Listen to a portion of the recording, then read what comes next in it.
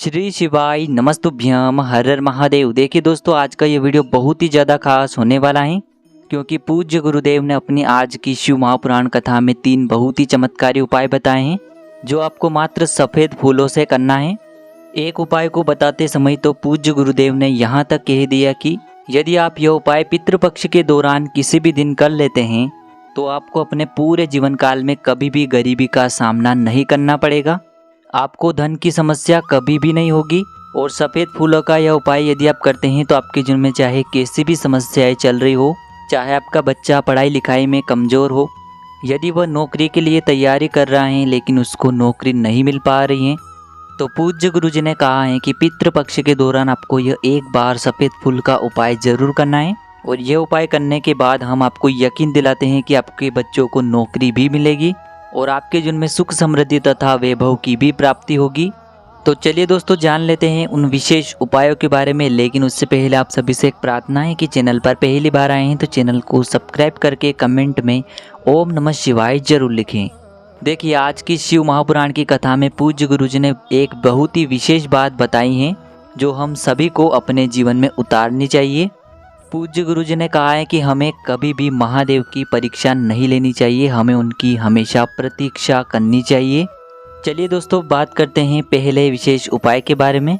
गुरु जी ने इस उपाय के लिए बताया है कि जो भी व्यक्ति इस उपाय को पितृपक्ष के दौरान करता है तो उसके जीवन में चाहे किसी भी प्रकार की समस्या चल रही हो, चाहे उसके पितृ उससे प्रसन्न न हो या फिर उसे अपने जीवन में बहुत ही अधिक समस्याओं का सामना करना पड़ रहा है, बहुत ज़्यादा विघ्न, बहुत ज़्यादा कष्ट उसके जीवन में लगातार बने हुए हैं, कोई भी कार्य उसका सफल नहीं हो पा रहा है, तो पूज्य गुरु जी ने कहा है कि आपको मात्र एक सफ़ेद फूल से यह अचूक उपाय कर लेना है। देखिए, पूज्य गुरुदेव ने अपनी आज की कथा में बताया है कि तारकासुर जो है वह महादेव की लगातार पूजा अर्चना करता रहा, लगातार वह उपाय करता रहा। बहुत से उसने उपाय कर लिए हैं, तप साधना मंत्र सब कुछ उसने करके देख लिए हैं, लेकिन महादेव उससे प्रसन्न नहीं हुए। तो एक दिन जब पितृपक्ष के दौरान जो मासिक शिवरात्रि आती है, उस मासिक शिवरात्रि के दौरान उसने एक सफ़ेद रंग का पुष्प शिवलिंग पर अर्पित कर दिया। तो उसी समय उससे महादेव प्रसन्न होकर के उसे दर्शन दे देते हैं और उसकी वह प्रार्थना भी स्वीकार कर लेते हैं जिसके लिए वह सालों से तपस्या कर रहा था, उपाय कर रहा था। इसीलिए इस उपाय को आपको जो इस महीने में पितृपक्ष के दौरान जो मासिक शिवरात्रि आ रही है उसी पर यह उपाय करना है। पूज्य गुरु जी ने कहा है कि इस महीने में 12 या फिर 13 तारीख को मासिक शिवरात्रि पड़ेगी, तो इस दौरान आप इस उपाय को कर सकते हैं। तो इस उपाय के लिए मात्र आपको एक सफ़ेद रंग का फूल ले लेना है। सफ़ेद रंग का फूल लेते समय आपको ध्यान रखना है कि आप केतकी का फूल नहीं ले, क्योंकि केतकी का फूल कभी भी शिवलिंग पर समर्पित नहीं किया जाता है। तो आपको किसी भी प्रकार का सफ़ेद फूल ले लेना है, केवल आपको केतकी का फूल नहीं लेना है। पूज्य गुरुदेव ने इस उपाय के लिए कोई निश्चित समय नहीं बताया है, तो इस उपाय को आप सुबह भी कर सकते हैं मासिक शिवरात्रि के दिन, या फिर शाम के समय भी इस उपाय को आप कर सकते हैं। देखिए, आपको इस फूल को लेकर के पहुंच जाना है भगवान शिव के मंदिर में और आपको यह जो एक सफ़ेद फूल है भगवान शिव के शिवलिंग पर समर्पित कर देना है। और आपको महादेव के सबसे प्रिय मंत्र श्री शिवाय नमस्तुभ्यम, इस मंत्र का आपको कम से कम 11 बार या फिर 21 बार जाप कर लेना है। पूज्य गुरु जी ने कहा है कि पितृपक्ष के दौरान मासिक शिवरात्रि पर जब हम यह एक पुष्प शिवलिंग पर अर्पित कर देते हैं तो महादेव हमसे बहुत ही अधिक प्रसन्न होते हैं और हमारे जीवन में जो भी परेशानियां, जो भी विपत्तियां चल रही हैं उनसे हमें छुटकारा मिलता है। अब दोस्तों, हम जान लेते हैं पूज्य गुरु जी द्वारा बताए गए दूसरे विशेष और महा उपाय के बारे में। पूज्य गुरु जी ने इस उपाय के लिए बताया है कि बहुत से बच्चे अपने जीवन से हताश होकर के अपने जीवन को समाप्त कर लेते हैं। जब उन्हें किसी भी प्रकार की सरकारी नौकरी प्राप्त नहीं हो पाती है तो बहुत से ऐसे बच्चे होते हैं जो अपने जीवन को समाप्त कर देते हैं।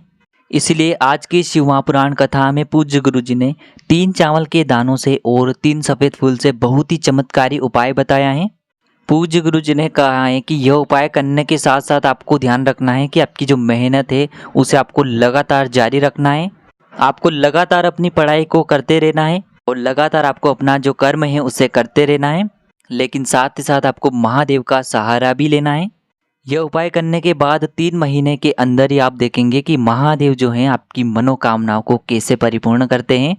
पूज्य गुरु जी ने कहा है कि जब भी कोई बच्चा सरकारी नौकरी की तैयारी कर रहा हो, किसी भी इंटरव्यू के लिए तैयारी कर रहा हो, या फिर किसी भी बच्चे के लिए आप लोन लेने की तैयारी कर रहे हैं, यदि आप उसकी पढ़ाई लिखाई के लिए लोन ले रहे हो तो आपको यह विशेष उपाय उससे पहले जरूर कर लेना चाहिए। इस उपाय के लिए पूज्य गुरुजी ने बताया है कि आपको मात्र 3 चावल के दाने लेना है और आपको मात्र 3 सफ़ेद फूल लेना है। देखिए, चावल के दाने कहीं से भी खंडित नहीं होने चाहिए, टूटे हुए नहीं होने चाहिए, क्योंकि यह उपाय भी आपको शिवलिंग के सामने ही करना होगा। देखिए, आपको ये जो 3 चावल के दाने हैं और 3 सफ़ेद फूल हैं, इन्हें आपको एक कटोरी के अंदर रख लेना है और आपको ये जो कटोरी है अपने मुख्य द्वार के अंदर की तरफ रखना है। और पितरों की जो 3 बेटियां हैं, आपको उन तीनों बेटियों का मन में स्मरण करना है। पितरों की 3 बेटियां कौन कौन सी हैं, उनका आपको नाम याद रखना है। पहली जो है मेना, दूसरी जो है धन्या और तीसरी जो है कला। सामने आपको स्क्रीन पर दिखाया जा रहा है। तीनों पुत्रियों का आपको मन में स्मरण करते रहना है। तो आपको इन तीनों का स्मरण कर लेना है। उसके बाद आपको अपना नाम लेना है और साथ ही साथ आपको अपनी गोत्र भी बोलना है। अब दोस्तों, आपने जो एक कटोरी में 3 सफ़ेद फूल रखे थे, 3 चावल के दाने रखे थे, उस कटोरी को लेकर के आपको पहुंच जाना है भगवान शिव के मंदिर में। अब भगवान शिव के मंदिर में पहुंचने के बाद सबसे पहले जो है 3 फूल हैं और 3 चावल के दाने हैं, इन्हें आपको सबसे पहले भगवान नंदी को स्पर्श करवाना है। देखिए, अब जो ये 3 सफ़ेद फूल हैं और 3 चावल के दाने हैं, इन्हें आपको शिवलिंग पर जहाँ माता अशोक सुंदरी का स्थान होता है वहाँ पर आपको इन तीनों को रख देना है, यानी कि समर्पित कर देना है। माता अशोक सुंदरी का जो स्थान है जलाधारी के बिल्कुल बीच में होता है।